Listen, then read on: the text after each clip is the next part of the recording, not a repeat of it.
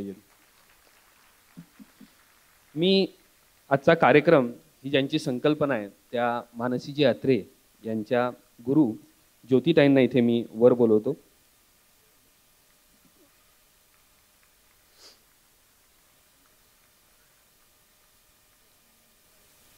आणि त्याचबरोबर चेतनदादा आणि दीपाली काळे यांना सुद्धा मी इथे वर यायची विनंती करतो. गुरु नृत्यालंकार ज्योती शिधये. खरं तर इतका सुंदर स्वरमय संवाद सुरू झाल्यानंतर हे असं काहीतरी गद्यातनं बोलूच नाही असं वाटतं. कारण silence is a language of God, all are poor translations असं म्हटलेलं आहे. नृत्यालंकार ज्योती शिधये यांना मी याची विनंती करतो. त्याचबरोबर दीपाली काळे ज्यांनी असंख्य मुलांना घडवलेलं आहे अशा दीपाली काळेबाईंना सुद्धा मी इथे येण्याची विनंती करतो. आज आपल्या कार्यक्रमाला आशीर्वाद देण्यासाठी मंगलाताई कुलकर्णी आणि विवेक वडकबाळकर सुद्धा आलेले आहेत. विवेक दादा ज्यांच्या समृद्ध मार्गदर्शनाखाली सचिन दादा हा गायक कलाकार म्हणून तयार झाला ते विवेक दादा सुद्धा आलेले आहेत. मंगलाताई कुलकर्णी सुद्धा आहेत. मंगलाताईंना मी वर येण्याची विनंती करतो व्यासपीठावर. मंगलाताई कुलकर्णी.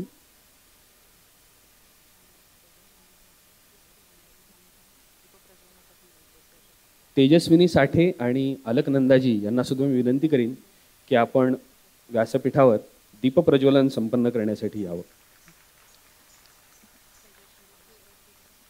तेजश्रीजींना सुद्धा विनंती. या सगळ्या मान्यवर मंडळींकडून आपण दीपप्रज्वलनाने या कार्यक्रमाची सुरुवात करणार आहोत. तेजश्री मालुसरे यांना इथे येण्याची विनंती करतो.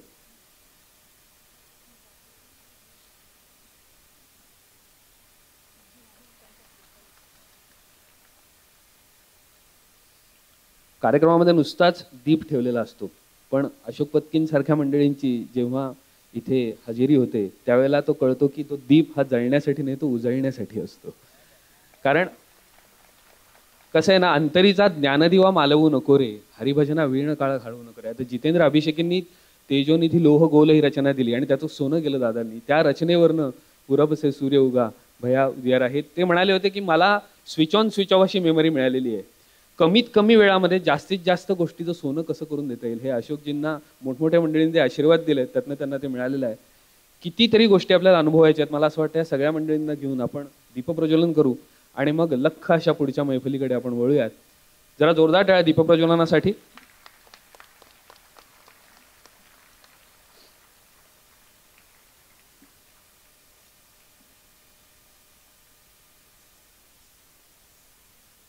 मानसीजी अत्रे त्यांचे यजमान सचिन अत्रे. या कार्यक्रमाला पायल की झनकार या कार्यक्रमात ज्यांचा आवाज आपल्याला लाभलेला आहे डॉक्टर मार्टिना पराशर त्या सुद्धा इथे उपस्थित आहेत. आणि त्याचबरोबर नृत्यगुरु आणि पायल की झनकार या अल्बमसाठी ज्या ज्या कलाकारांनी योगदान दिले त्या सगळ्या कलाकारांना मी इथे वर बोलवतो.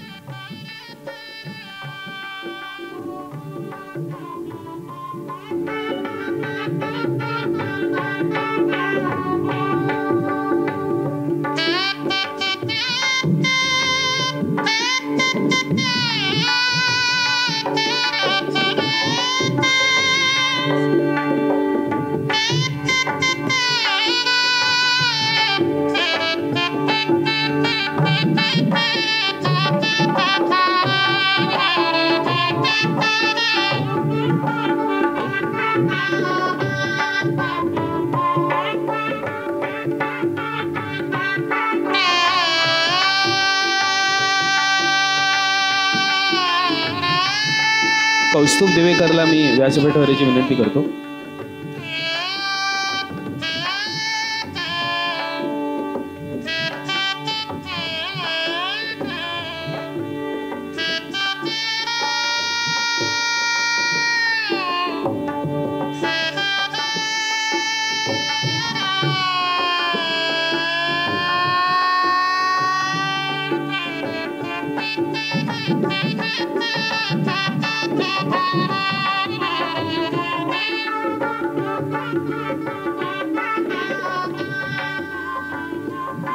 आज आपल्या कार्यक्रमाला बहुआयामी व्यक्तिमत्व सुद्धा लाभलेलं आहे.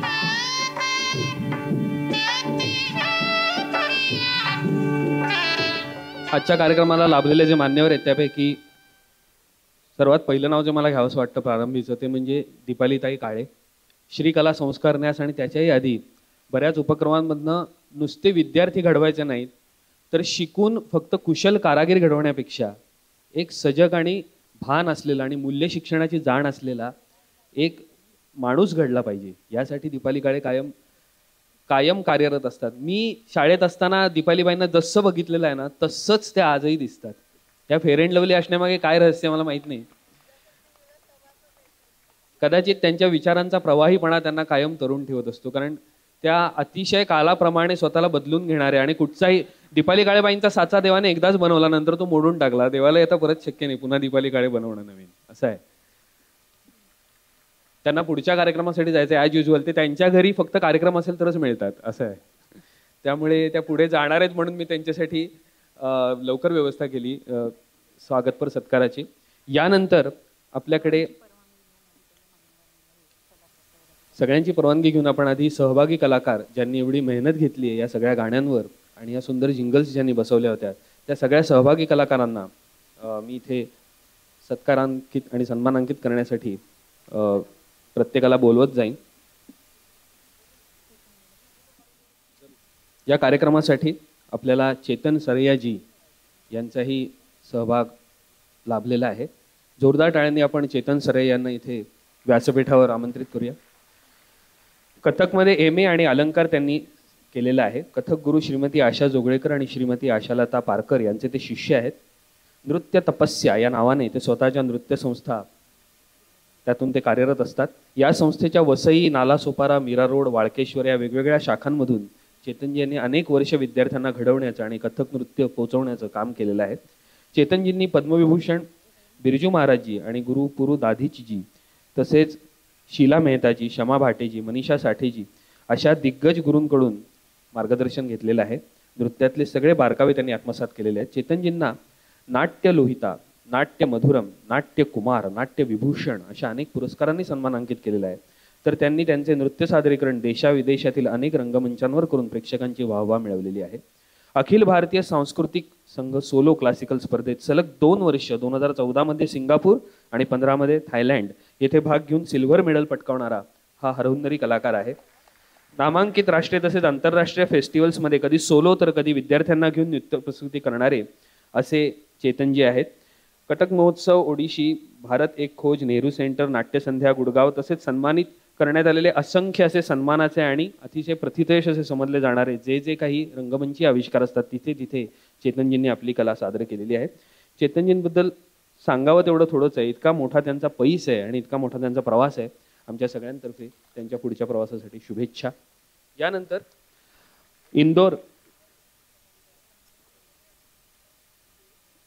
यानंतर इंदोरच्या आस्था कार्लेकर या कार्यबाहुल्यामुळे येऊ शकलेले नाहीत, तर मी पूर्वा कवठेकर आणि हर्ष गाडा यांना इथे विंगेत येण्याची विनंती करतो.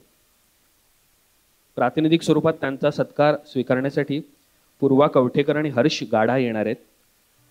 त्यांना मी इथे विंगेत येण्याची विनंती करतो.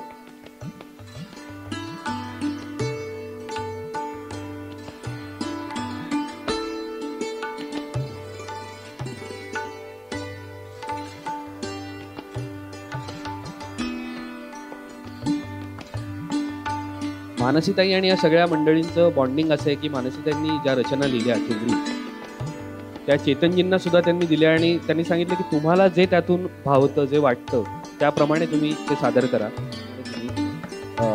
आविष्कृत करा.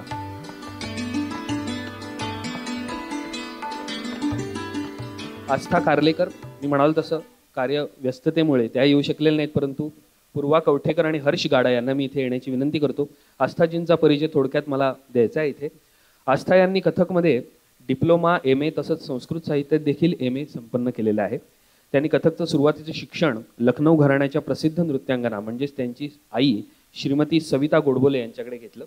आस्था यांच्या पुरस्कारांमध्ये centre for cultural resources and training अर्थात CCRT कडून 10 वर्षांची कनिष्ठ शिष्यवृत्ती आणि भारत सरकारच्या संस्कृती मंत्रालयाकडून नाट्यकला आणि कथक विषयात वरिष्ठ शिष्यवृत्ती यांचाही समावेश आहे.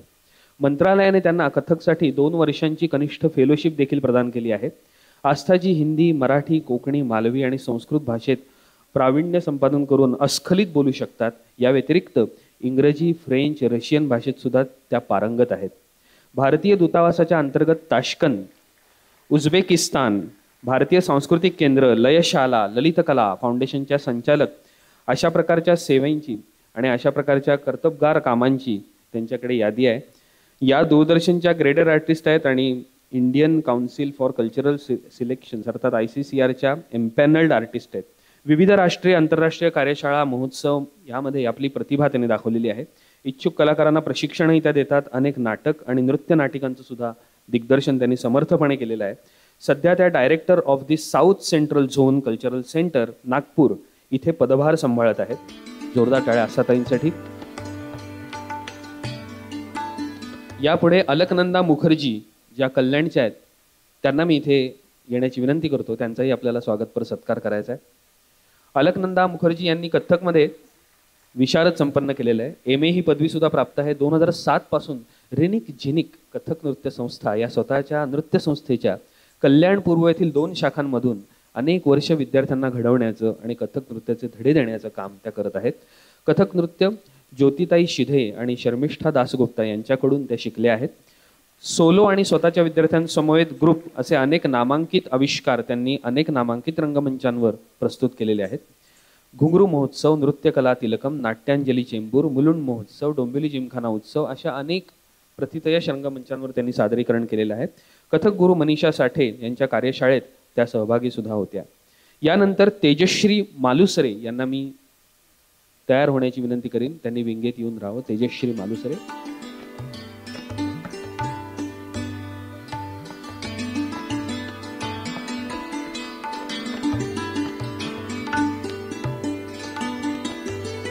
तेजश्री मालुसरे कर्जत. कथकमध्ये विशारद तसंच MA ही पदवी प्राप्त केलेली आहे. कथक गुरु मानसी यात्रे, वृंदा मेहेंदळे आणि रेश्मा शिंदे यांचे ते शिष्य आहेत. त्यांनी ज्येष्ठ कथक गुरु बिरजू महाराजजी आणि राम मोहन महाराजजी यांच्या कार्यशाळेत विद्यार्थ्यांसह सहभागही नोंदवलेला आहे. कृष्णाई कथक कला मंदिर या स्वतःच्या नृत्य संस्थेच्या कर्जत व खोपोली इथे 2 शाखांमधून गेली अनेक वर्ष कथक शिकवण्याचं अथक काम त्या करत आहेत. सुंदर इंग्लिश स्कूल इथे डान्स टीचर म्हणून त्या कार्यरत आहेत. राजा शिवछत्रपती या TV सिरियलमधून त्यांनी काम केलेलं आहे. गुरु मानसी यात्रे यांच्या समवेत स्वतः तसेच विद्यार्थ्यांना घेऊन देशाविदेशात नृत्य प्रस्तुती करण्यात त्यांचा हातखंडा आहे. जसं की मॉरिशियस मराठी मंडळ फेडरेशन, मॉरिशियस ब्रॉडकास्टिंग, ताज महोत्सव, अंधेरीचा राजा, उत्सव डोंबिवली अशा अनेक प्रतिष्ठित सुप्रतिष्ठित रंगमंचांवर त्यांनी कला सादर केलेली आहे.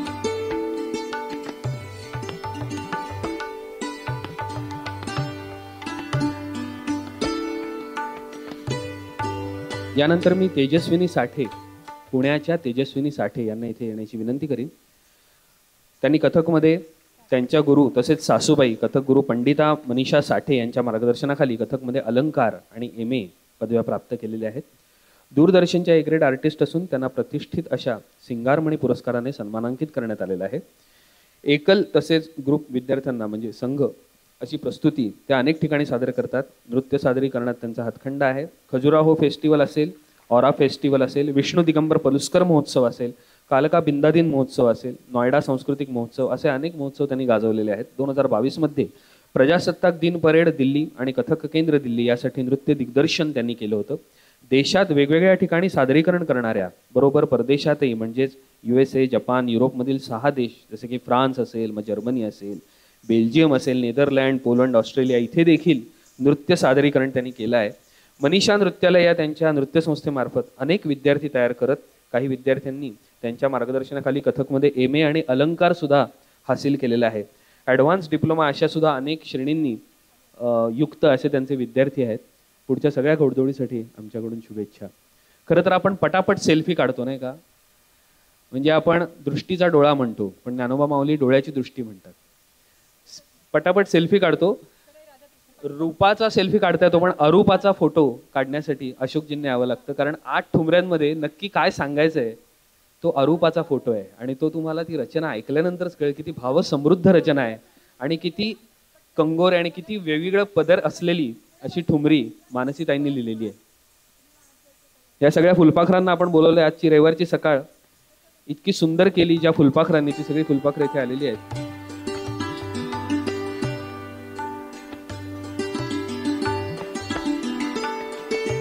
तिचं 4 झाले मन गाणं ऐकलं की मला डिस्चार्ज झालेल्या मनाला उभारी आल्यासारखं. कारण मोबाईलला चार्जर लावू शकतो आपण, मनाला चार्ज करायचं मग अशोक काकांची रचना ऐकायला पाहिजे. नाविका रे वारा वारे, काय लय आहे त्याच्यामध्ये, अंगभूत लय इतकी सुंदर आहे त्याच्यामध्ये. असं वाटतं कोणीतरी आपल्याला घेऊन चाललंय बरोबर. वाट आहे चाललेली कालही आणि आजही, दुःख ना आनंदही, अंत ना आरंभही.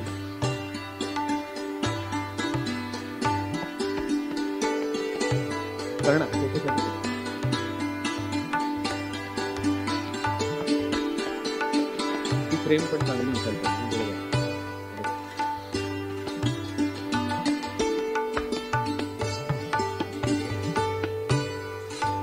आपल्याला आशीर्वाद देण्यासाठी आज बहुआयामी व्यक्तिमत्व इथे उपस्थित आहे.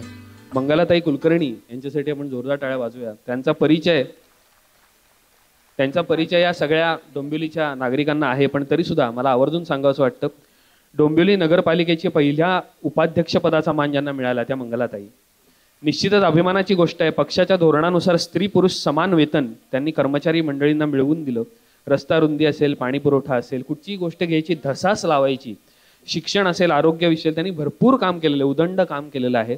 सगळ्यात महत्त्वाचं म्हणजे 1975 साली आणीबाणी लागू झाली तेव्हा मंगलाताईंना मिसाखाली अटक झाली होती आणि त्यांना येरवडा जेलमध्ये ठेवण्यात आलं होतं. तब्बल 2 वर्ष या माऊलीने कारावासही भोगलेला आहे. कोणासाठी? तुमच्यासाठी आणि माझ्यासाठी. 26 जानेवारी 77ला त्यांची सुटका झाली. असं हे बहुआयामी व्यक्तिमत्व मंगलाताई कुलकर्णी त्यांच्या बहुस्तरीय कामाची दखल घेण्यासाठी खरं तर एक वेगळा कार्यक्रम ठेवायला पाहिजे. परंतु आज थोडक्यात सांगायचं म्हणून जोरदार टाळ्या वाजवून आपण त्यांचं इथे अभिनंदन आणि स्वागत करूया. अभिनंदन यासाठी की वय बघता त्यांचा उत्साह कुठे कमी झालेला नाहीये. Age is just a number असं कळतं. अशा व्यक्ती जेव्हा स्टेजवर असतात तेव्हा कळतं की अशा कार्यक्रमांमधून आपलं वय कमी होतं आणि आयुष्य वाढत असतं. मंगलाताई धन्यवाद. अरे क्या बात आहे. एक अपूर्व भाग्ययोग आहे की मंगलाताईंची कन्या नृत्य शिकते आणि हा एक अपूर्व योग आहे की त्यांचा सत्कार होतो आणि तेव्हा कन्या उपस्थित आहे आणि मानसीताई त्यांचे गुरु, त्यांच्या कन्येचे गुरु सन्मानांकित करत आहेत. अशी माणसं घडवण्याचं काम, हे समृद्ध काम हे कला करत असते. कारण मोकळ्या माझ्या घराला दार नाही, कुंपणाला एक साधी तार नाही, जोड तू नवे नाते तृणाशी, फक्त हा माझा तुझा संसार नाही. तुमच्या माझ्या प्लॅस्टिकच्या जगाच्या पलीकडे सुद्धा एक जग असतं आणि तिथे जायचं असेल तर विशाल हृदय असायला लागतं, आभाळासारखी माया असायला लागते पोटामध्ये. मला वाटतंय कुठचाही शिष्य हा घडतो कशामुळे तर आपल्या गुरुमुळे. एकदा जोरदार टाळ्या गुरु नृत्यालंकार ज्योती शिधे यांच्यासाठी झाल्या पाहिजेत. गुरु ज्योती शिधे संचालिका संस्थापिका विशाखा नृत्यालय. 32 वर्षापासून ही अग्रगण्य संस्था आपलं काम नेटाने करत आहे. आणि त्यांच्या गुरु म्हणजे ज्योती शिधे यांच्या गुरु डॉक्टर मंजिरी देव, पंडिता मनीषा साठे. ज्योती शिधे स्वतः कथक अलंकार आहेत, कथक प्रभाकर आहेत आणि MA कथक सुद्धा आहेत. मला सांगावंसं वाटतं इथे की MSc chemistry, MA Kathak Bharati Vidyapeeth आणि विशाखा नृत्यालयाचा जो काही पैसा आहे आणि त्यातले तयार झालेले विद्यार्थी त्यापैकीच एक मानसी अत्रे यांचं मला नाव घ्यावंसं वाटतं. कथक नृत्यावरील गांधर्व महाविद्यालय संस्थेच्या पुस्तकांचं, अनंत पुस्तकांचं लिखाण त्यांनी केलेलं आहे. नामवंत गुरूंची शिबिरं त्यांनी आयोजित केलेली आहेत. गांधर्व महाविद्यालय परीक्षांचे 30 वर्षापासूनचं परीक्षण त्या चोख बजावत आहेत. लोकनृत्य असेल, गरबा असेल, फॅशन शो असेल, सगळीकडे आमच्या ज्योतिताई जात असतात आणि तिकडे व्यवस्थित असं परीक्षणाचं काम करत असतात. त्याचबरोबर 2010 साली त्यांना डोंबिवलीकर पुरस्काराने सन्मानांकित केलं गेलं. 2023चा दुर्गा पुरस्कार त्यांना मिळाला. Wisdom award, award of excellence, Chaturang संस्थेचाही सन्मानपत्र, चतुरंग इत्यादी असंख्य मोजके पण अतिशय नेमके पुरस्कार त्यांना मिळालेले आहेत. सामाजिक कार्याचं भान राखून कल्याण आश्रमतर्फे जम्मू येथील डोंगराळ भागात शाळांमध्ये कथकचं शिबिर त्या घेत असतात. कोविडग्रस्तांसाठी विशेष उल्लेखनीय बाब म्हणजे नृत्यालयाकडून आर्थिक सक्रिय मदत केली जाते आणि नृत्यालयातील मुलींनी आपल्या देशाचा उत्तम नागरिक बनावे यासाठी काय करता येईल यासाठी पदर खोचून त्या कायम विचार करत असतात आणि आचरणातही त्या गोष्टी आणत असतात. मला वाटतं असे सजग भान असलेले गुरु ही खरी आपली यानंतरच्या पिढीला घडवण्याची खरी कारागिरी आहे आणि आपली खरं म्हटलं तर आपली संपन्नता तिथेच आहे.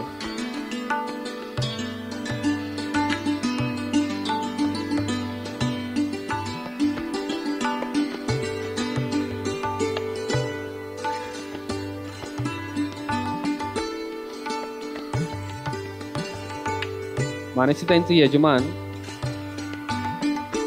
ज्यांच्याकडे शिकले, सचिन दादा ज्यांच्याकडे शिकला, ते गुरु विवेक वडक बाळकर.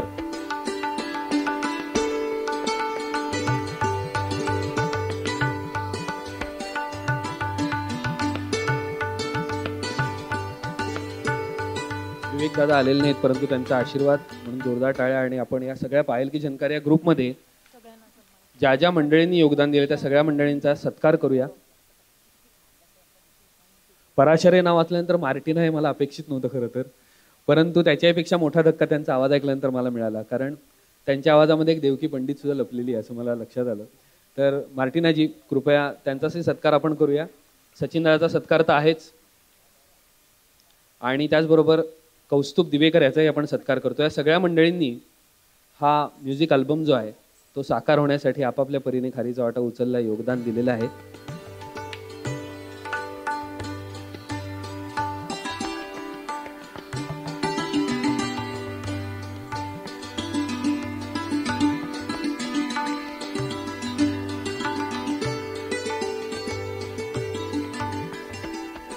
कौस्तुभला सुद्धा मी इथे येण्याची विनंती करतो.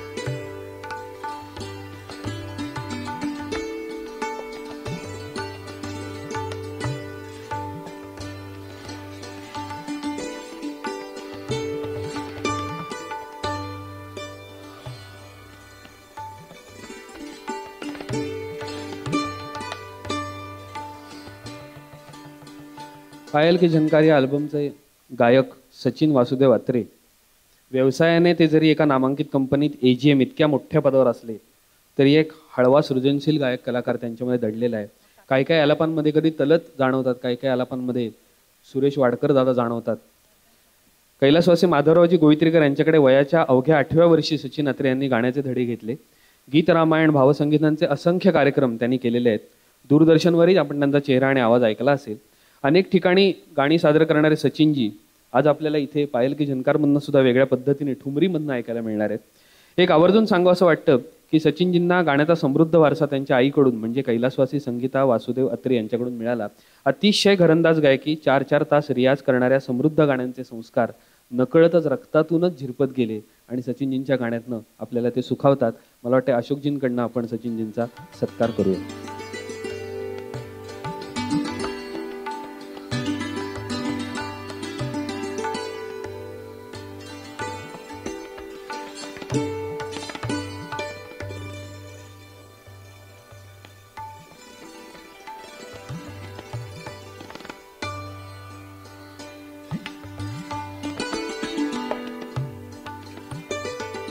तसं बघाल तर दरवर्षी सिनेसंगीतामध्ये कसं आहे माहिती आहे का, तुम्ही जर आजकाल गाणी लिहित असाल ना, यशवंत देव म्हणायचे की पूर्वीची गाणी ही देवाकडे न्यायची, आत्ताची गाणी देवा घरी गेल्याचा फील आणून देतात. अपवाद कोण असेल तर अर्थातच अशोकदादांचं गाणं अपवाद आहे. मला आपल्याला सांगावं असं वाटतं की अशोकदादा म्हणजे कोण, तर तसं बघाल तर दरवर्षी सिनेसंगीतांमध्ये 300हून अधिक गाणी येत असतात. पण या गाण्यांपैकी काही गाण्यांच्या चाली उत्तम असतात, काही गाण्यांचं ध्वनी संयोजन छान असतं, काही गाणी छान गायलेली असतात, काही गाण्यांचे शब्द छान असतात. पण काही काही गाणी ही अशी काही बेमालूम जमलेली असतात की ती तुमच्या आणि माझ्या जगण्याचा अविभाज्य भाग बनून गेलेली असतात. आणि त्याचे कशिदाकार आणि कलाकार कोण असतात तर अशोकदादा पत्की असतात. कितीतरी अशी गाणी आहेत आयुष्याच्या वळणावर जी आपला हात सोडून जातच नाही. त्याचं कारण प्रत्येक संगीतकाराकडे सारे गम पधनिसा म्हणजे 7च सूर, एकच सुई आणि एकच धागा असतो 7 सुरांचा. पण तरी सुद्धा अशोकदादांसारखे जे निष्णात संगीतकार असतात त्यांनी विणलेल्या कशिद्यामध्ये उलटी बाजू बघितली तरी गुंता नाही दिसत, अजून एक कशिदा दिसतो. आणि म्हणून मला असं वाटतं अशोकदादांचा हा जो प्रवास आहे हा सगळ्या नवीन कलाकारांना सुद्धा समृद्ध करणारा आहे. नदी जशी वाहते आणि दोन्ही किनारे समृद्ध करत जाते, तसं अशोकदादांचं संगीत हे तिथे असलेल्या अरेंजरला, तिथे असलेल्या वादकाला, गायकाला काही ना काहीतरी देत असतं, शिकवून जात असतं. मेलेडीचे अनभिषिक्त सम्राट 50हून अधिक वर्षाच्या सांगीतिक प्रवासात व्ही शांताराम पुरस्कार, दीनानाथ मंगेशकर स्मृती पुरस्कार, महाराष्ट्र शासनाचे तर असंख्य पुरस्कार, त्यानंतर अंतर्नाद या चित्रपटासाठी राष्ट्रीय पुरस्काराने त्यांना गौरवण्यात आलं. पत्की काकांच्या प्रत्येक गाण्यात आपल्याला आपलं लख्ख प्रतिबिंब दिसतं. अशोकदादा पत्की यांची गाणी आपल्या जुन्या गोष्टींचं नवं तात्पर्य सांगतात आणि काळाच्या वेगात हात सुटलेल्या जगण्याला पुन्हा भेटायचं असेल तर पत्की काकांसारखं दर्जेदार कलाकृतींचं देणं आपण बघितलं पाहिजे. पत्की काकांना महाराष्ट्र टाइम्सने महाराष्ट्र भूषण हा पुरस्कार देऊन नुकतंच गौरवान्वित केलं, त्याबद्दल सुद्धा जोरदार टाळ्या आपण वाजवूया. या सुंदर सोहळ्याची सुरुवात गुरूंच्या आशीर्वचनाने आणि अर्थातच समृद्ध मंडळींच्या मार्गदर्शनाने आणि शुभेच्छांनी व्हायला पाहिजे. आज रामप्रभूंचा जन्मदिवस सुद्धा आहे, तेव्हा एकदा होऊन जाऊ दे, सियावर रामचंद्र की. जीवनात राम यावा या एका अपेक्षेने आपल्या अंतर्मनातली कलेची ज्योती कायम तेवत राहावी या इच्छेने मी नृत्यालंकार ज्योती शिधे यांना इथे बोलवतो. त्यांच्याकडून आपण आशीर्वाद घेऊ आणि एक्झॅक्टली तुमची शिष्या कशी आहे हे जरा तुम्ही सांगा.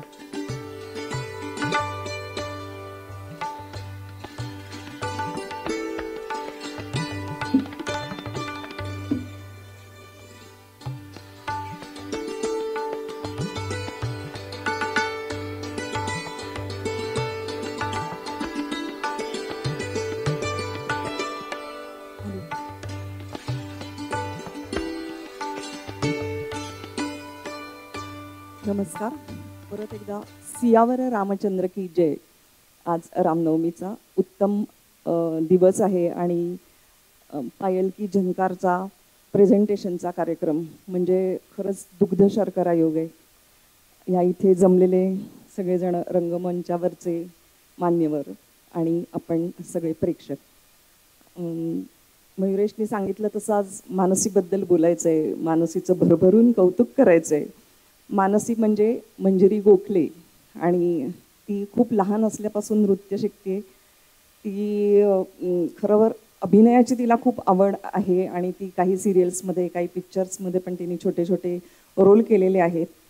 नृत्य करायला तशी ती शिकायला माझ्याकडे खूप उशिरा आली, म्हणजे विशारद झाल्यानंतर आली. आधी ती माझ्याच एका विद्यार्थिनीकडे, चारू गोरे यांच्याकडे नृत्य शिकत होती.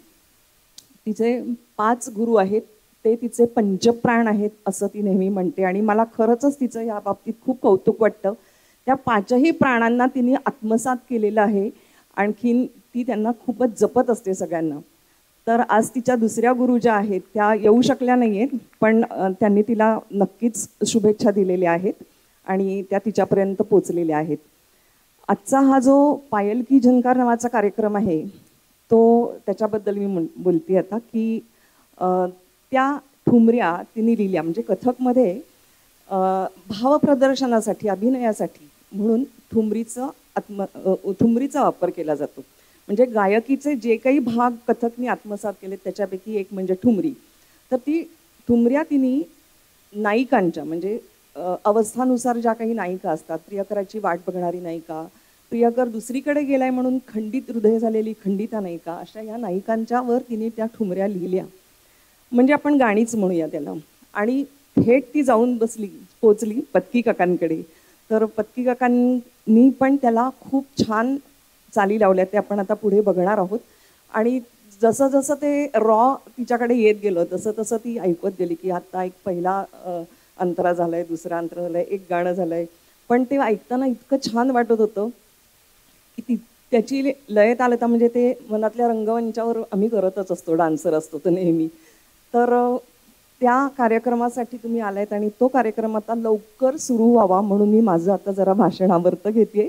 पण मला एक गोष्ट इथे नक्कीच नमूद करावीशी वाटते की विष्णू धर्मोत्तर पुराणामध्ये मार्कंडेय ऋषींनी सांगितलेलं आहे की जेव्हा एखादा शिल्पकार शिल्प घडवतो त्यावेळेला जर का एखाद्या कवीनी ते जर का शिल्प बघितलं तर त्याला काहीतरी सुचतं, तो त्याच्यावरती काही 4 ओळी लिहितो.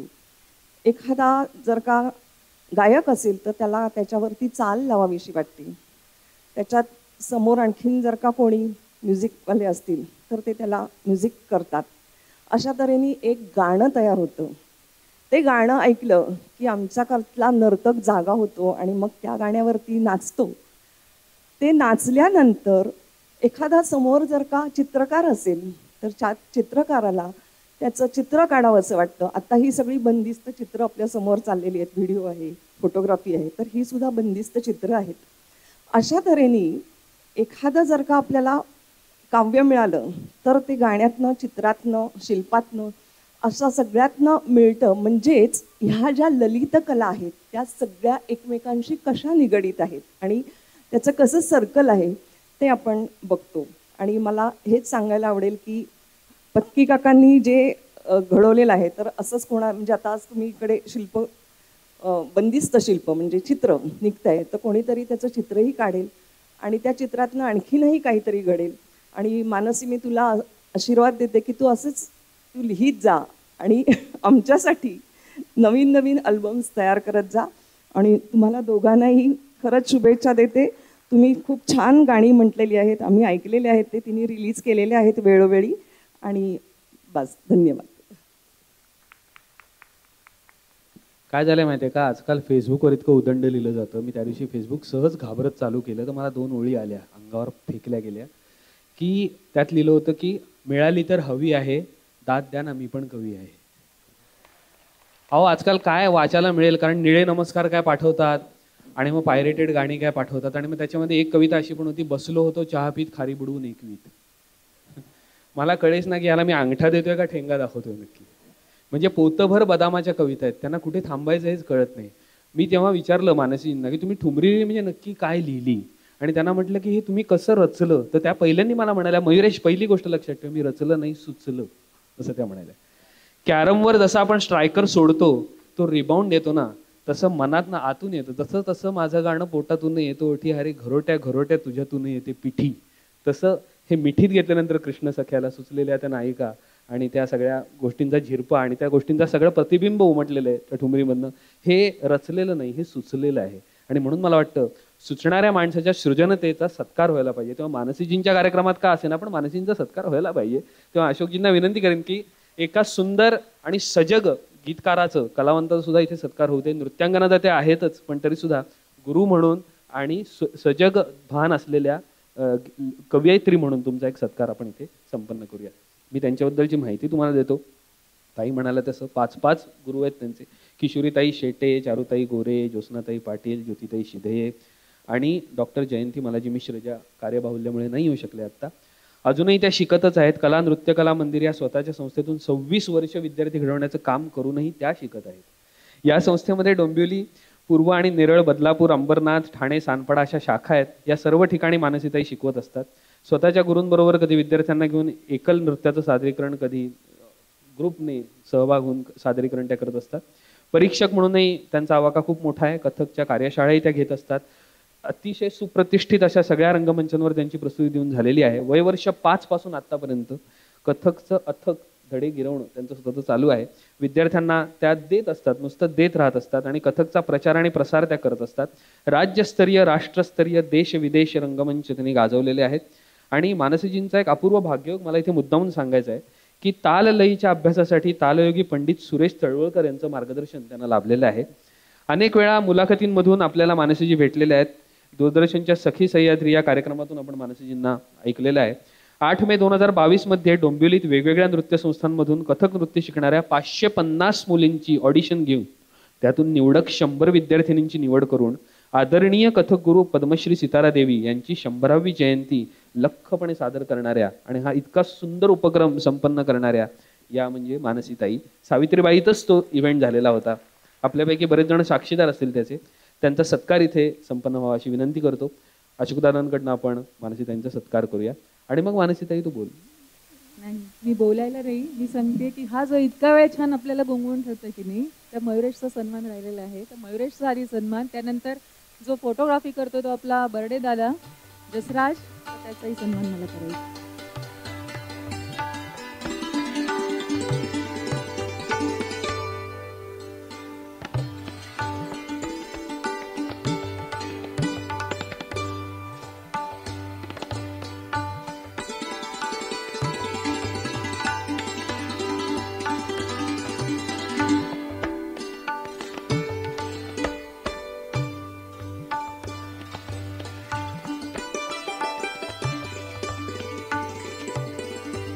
तो गोड बोलतो म्हणून हा गोड द्यायचं विसरला.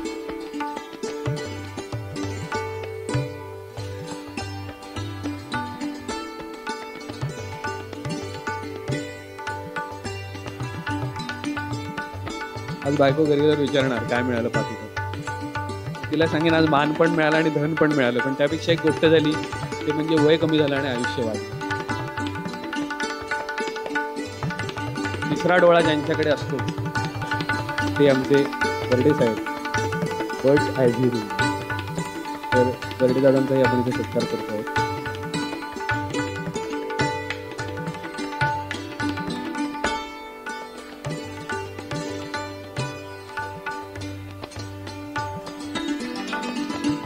आता आपण मानसीताईंचा सत्कार इथे संपन्न करूया की हा सगळा आगळा वेगळा असा संकल्पना आणि ठुमरीचा जो काही आपण इथे आपण म्हणूया ना प्रेमाने आपण जो थाट घालतो किंवा अट्टाहास करतो, त्या सगळ्याची सांगता होते जेव्हा तुमच्यासारखे दिलदार रसिक मिळतात आणि अशोक दादांची साथ मिळते. अशोक दादांकडनं आपण मानसीताईंचा इथे सत्कार संपन्न करतो आहोत.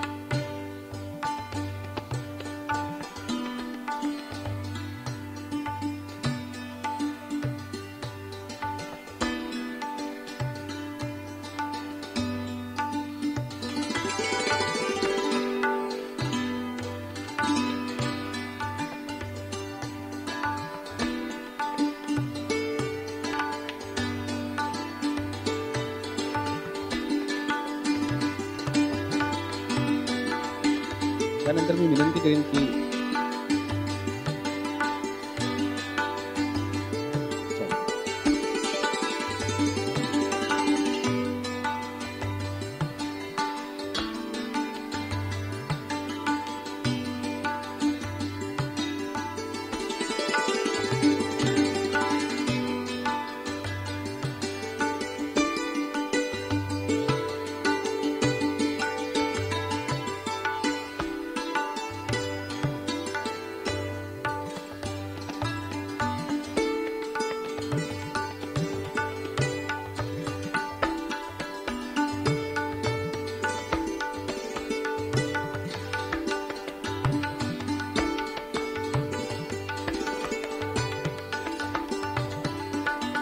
कार्यक्रमाला सुरुवात करायची, पण तत्पूर्वी कवयित्री म्हणून मानसीताईंना मी इथे आमंत्रित करेन की त्यांना सुद्धा व्यक्त व्हायचं आहे.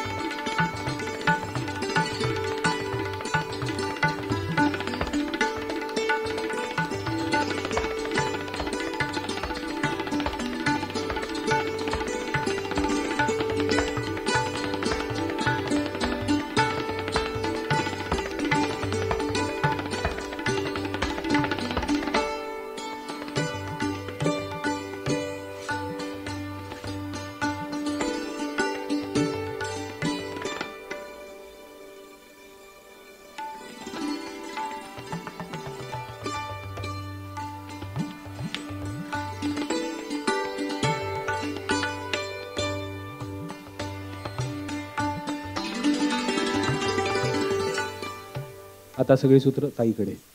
काही नाही, माझ्याकडे सूत्र काही नाही. पायल की चंकाच्या कार्यक्रमासाठी आज रामनवमी आहे खरं तर, पण सगळेजण आपला रविवार इथे कारणी लावायला आलेत त्यासाठी खूप खूप धन्यवाद.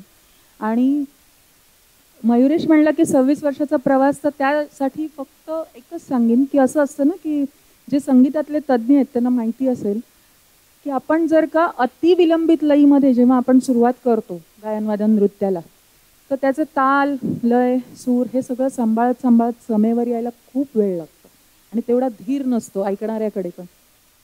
तसंच अगदी माझ्या बाबतीत झालं की ते जे यशाचे मार्ग आहेत किंवा जे गाठायचं आहे ते कधी एकदा गाठते यासाठीची सगळी सगळी सगळी धावपळ सुरू होती. पण नंतर एक लक्षात आलं की ती अतिविलंबित लय बराच वेळ चालल्यानंतर ती जेव्हा समेवर येते आणि कडकडून टाळ्या मिळतात, तसा तो माझा प्रवास झाला आणि त्यात चिरकाल टिकतात. तर मला असं वाटतं तो टिकणारा माझा 26 वर्षाचा प्रवास झाला आणि त्यासाठी माझे स्वामी सतत माझ्याबरोबर होते. माझे पंचप्राण, जसं ताई म्हणल्या की माझे गुरु, मी या सगळ्या गुरूंशी कनेक्टेड आहे. खूपदा असं असतं की एक गुरु सोडून दुसऱ्या गुरुकडे जातात, पहिल्या गुरुला विचारतही नाही. तर मी तसं केलेलं नाही. माझे 5 गुरु झालेत ते काही कारणांमुळे झालेत आणि मी त्या 5ही गुरूंशी काही ना काही कारणाने त्यांच्याशी अटॅच राहते. त्यांच्या कार्यक्रमात जाते, गुरुपौर्णिमेला जाते, त्यांचे वाढदिवस साजरे करणं किंवा काहीही मला असं वाटलं एखाद्या सणावारी जावं माझ्या गुरूंकडे, तर तेही वाट बघत असतात आणि की मानसी आज येणार म्हणून. तर ही जी अटॅचमेंट आहे ही या आत्ताच्या पिढीने सांभाळायला हवी असं मला वाटतं. आणि माझ्या प्रवासाबद्दल अगदी 2 ओळीत सांगेन मी. वाट नव्हती तितकी सोपी जितकी वाटली होती. वाट नव्हती सोपी तितकी जितकी वाटली होती, पण तितकीशी कठीणही नव्हती, कारण स्वामी होते पाठी. केली नाही अपेक्षा कधीच कुणाकडूनही मदत आणि कौतुकाची. केली नाही अपेक्षा कधीच कुणाकडूनही मदत आणि कौतुकाची, कारण खडतर संघर्षाचा प्रवास सुरू होता. कारण खडतर संघर्षाचा प्रवास सुरू होता माझ्याच ध्येयपूर्तीसाठी. आणि पायल की झंकारचं एकच सांगते की माझी इच्छा होती की मी लिहिलेल्या ठुमरींना एका तरी गाण्याला काकांनी संगीतबद्ध करावं. आणि मला आजही तो प्रसंग आठवला की अंगावर काटा येतो आणि खरं पुन्हा एकदा चिमटा काढून बघावं असं वाटतं की खरंच काका सगळी गाणी तयार म्हणजे संगीतबद्ध करायला तयार झाले का. आणि खरंच झाले. काकांनी सांगितलं मला, अगं मी लाईट म्युझिक करतो, मी क्लासिकल करत नाही. आणि मी काकांना म्हटलं मला पूर्णपणे क्लासिकल अंगाने नको आहे ते, तुम्ही एकदा स्क्रिप्ट वाचा, तुम्ही नाही म्हणलात तर मी पुढे काही बोलणार नाही, पण एकदा वाचा. आणि 4च दिवसांनी त्यांनी मला त्यांची वेळ दिली. त्यांनी ते सगळं वाचून पाहिलं. काकूंनी अशी तिळवडी समोर आणून ठेवलेली होती, संक्रांतीचे दिवस होते. आणि काका म्हणले आता तोंड गोड करा. म्हटलं म्हणजे तुम्ही करणार नाही तरी गाणं. तर त्यांनी असं माझं स्क्रिप्ट बंद केलं, बाजूला ठेवलं आणि म्हणले हे सगळं मला करायचंय. तर हे जे होतं ना, हा खूप मोठा आशीर्वाद माझ्यासाठी होता. आणि ज्येष्ठ संगीतकार पत्की काका असं करत करत काकू सुद्धा, मानसी मॅडम, मानसी ताई. आणि आज सकाळी त्यांचा फोन का आलेला सांगते. काकांकडून नंबर घेतला तेव्हा काका म्हणले तुला कशाला हवाय नंबर मानसीचा, तर तो त्यासाठी त्यांनी मला शुभेच्छा द्यायला फोन केला होता, काकूंनी सुद्धा. आणि जसं मी माझ्या मुलींना लेकरं बाळं माझी मानते, तसंच आज आमचं म्हणजे काय सांगू, काकूंचं आणि माझं मायलेकीचं नातं तयार झालंय. हे माझे आज वडीलच समोर माझे बसलेले आहेत असं मला वाटतं. असं त्यांनी एक नातं आमचं तयार केलं. 4 वर्षात मला जराही असं वाटलं नाही की मी खूप मोठ्या माणसाबरोबर काम करते. आम्हाला अगदी घरच्यासारखा फील त्यांच्याबरोबर काम करताना आला. आणि पायल की झंकार हे जे नाव आहे ना, हे बारसं काकांनीच केलेलं आहे. त्यासाठी जोरदार टाळ्या. मी काकांना म्हटलं काका हे बनवलंय तर खरं हा कोश, आता हा प्रेझेंट कसा करायचा. तर म्हणे काय घुंगरू बांधून नाचतेस ना, मग पायल की झंकार होऊन जाऊ दे. एका क्षणात त्यांना ते नाव सुचलं.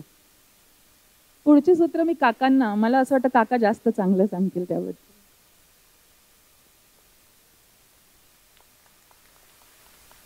जेव्हा नाव ठेवायचं ठरलं या कार्यक्रमाला, तर दोघा चौघांनी आपापलं सुचवलं असं असावं असं. मला जे वाटलं पायल की झनका, तर मी पटकन म्हणून सांगून टाकलं की असं असं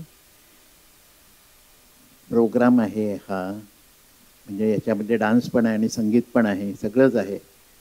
तर पायल की झनकार असं नाव ठेवूया आपण. आणि सगळ्यांनी मान्यही केलं, त्यांनी ओके झालं. आणि आज आपण तो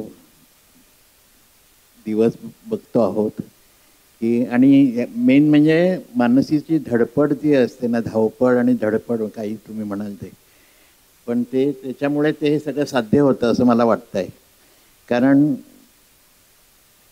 धावपळच जास्ती असते तिच्या आयुष्यात. हे करूया ते करूया ते करूया ते करूया. आणि आम्ही जेव्हा मागच्या वेळी मी आलो होतो डोंबिवलीमध्ये, तर ती म्हणाली एक 5-6 म्युझिशियन्स आहेत, गाणारी आहे, तर तुम्ही ऐका ते.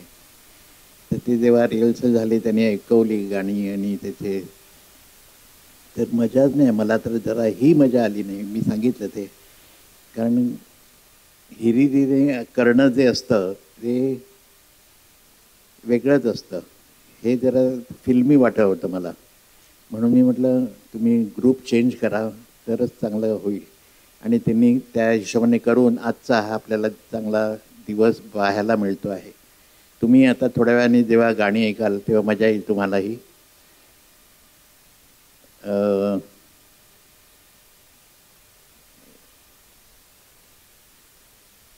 खूप मजा आली, खूप मजा आली. म्हणजे काही शिकायला पण मिळालं मानसीताईंकडं. आणि सचिनजींनी जे गाणी गायली आहेत तर ती खूप सुंदर, म्हणजे मला माहितीच नव्हतं इतकी छान गातात म्हणून. तर तेही एक आहे. आणि डोंबिवलीतील एका मुलीची म्हणजे माझी मुलगी म्हणीन मी ओळख झाली आणि त्याचा आज संगीताचा आणि नृत्याचा कार्यक्रम आहे तो खूप मजा येणार आहे सगळ्यांना. आज रामनवमी पण आहे, तर आपण भेटूया, आता कार्यक्रम करूया असं मला वाटतं. एकच मिनटं फक्त, माझे गोखले आई बाबा आणि अत्रे बाबा आणि माझ्या सासूबाई आणि ते काकू आले त्यांनी इथे या. आणि माझी व्हॉलेंटियर्सची पूर्ण टीम प्लीज, कारण ते सगळेजण असल्याशिवाय माझं काम होणार नाही. त्याच्यामुळे विद्या, निव्या, समता, कृतिका या प्लीज पटकन. आई बाबा, अत्रे बाबा प्लीज.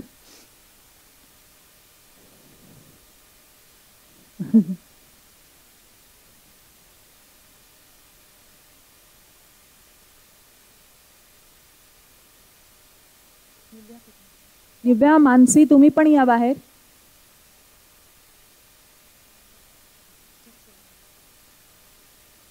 सर्वांना एवढं थांबून राहायला लागते, क्षमस्व, पण मला असं वाटतं प्रत्येकाचं नाव घेणं गरजेचं असतं.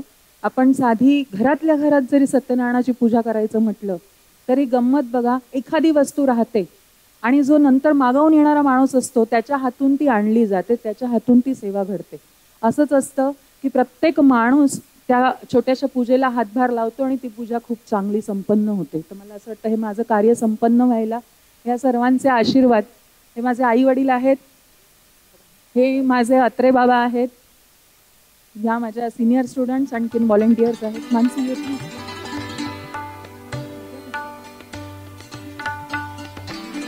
थोडं लाजतात. एक फोटो प्लीज जसराज बघा.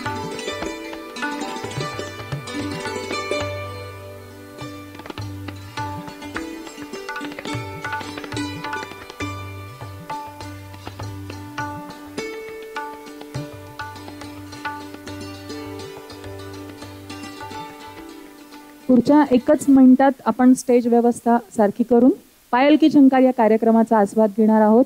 माझ्यासाठी सगळे कर्जत, नेरळ, पालघर, विरार, बोरिवली सगळीकडून आलेल्या सर्व माझ्या प्रेक्षकांचं मी खूप खूप स्वागत करते. सर्व मान्यवर आता समोर विराजमान होतील आणि आपण कार्यक्रमाला सुरुवात करू. खरं तर पंडित तालयोगी सुरेश तळवळकर यांनी एकदा त्यांच्या टॉकमध्ये किंवा त्यांच्या एका मार्गदर्शनपर अशा वक्तृत्वामध्ये असं सांगितलं होतं. ते म्हणाले की शास्त्र, तंत्र, विद्या आणि कला या गोष्टींवर भारतीय संस्कृती आणि मनोरंजन हे अवलंबून आहे. तर शास्त्र, तंत्र, विद्या, कला ह्याबद्दल सांगताना ते म्हणत होते, शास्त्र हे शिकवलं जात नाही, शास्त्र हे समजावलं जातं. तंत्र हे शिकवलं जातं, टेक्निक आहे ना ते शेवटी. शास्त्र हे समजावलं जातं, तंत्र शिकवलं जातं, विद्या ही दिली जाते आणि कला ही संस्कारित होत असते, असं त्यांचं म्हणणं आहे. मला वाटतं की कलेचे हे संस्कार आपल्याला नृत्यगुरू देत असतो आणि त्यातून घडवत असतो. संगीतकार त्याच्या संगीतामधून कलेचे संस्कार देत असतो. आणि मला असं वाटतं की बाकी काहीही देण्यापेक्षा, कारण आपण जन्माला आल्यापासून मरेपर्यंत एकतर गिऱ्हाईक तरी होत असतो किंवा मतदार तरी होत असतो, पण आपल्याकडे एक माणूस म्हणून बघणारा फक्त कलावंतच असतो. त्यामुळे एक गाणं ऐकत असताना किंवा नृत्याविष्कार ऐकत असताना आपल्या सगळ्या जाणीवा, आपली सगळी दुःख बाजूला ठेवून तो माणूस त्या आविष्काराचा झालेला असतो. आणि मला वाटतं तो क्षण त्याचा जिंकण्याचा असतो, कारण त्याचं मन स्थिर झालेलं असतं. तेव्हा यानंतर आपल्यापुढे बारिश की बुंदे हा आविष्कार पहिला चालू होईल. त्यापूर्वी मी विनंती करतो की प्रकाश योजना जे करतात त्यांनी कृपया व्यासपीठावर प्रकाशाची व्यवस्था करावी.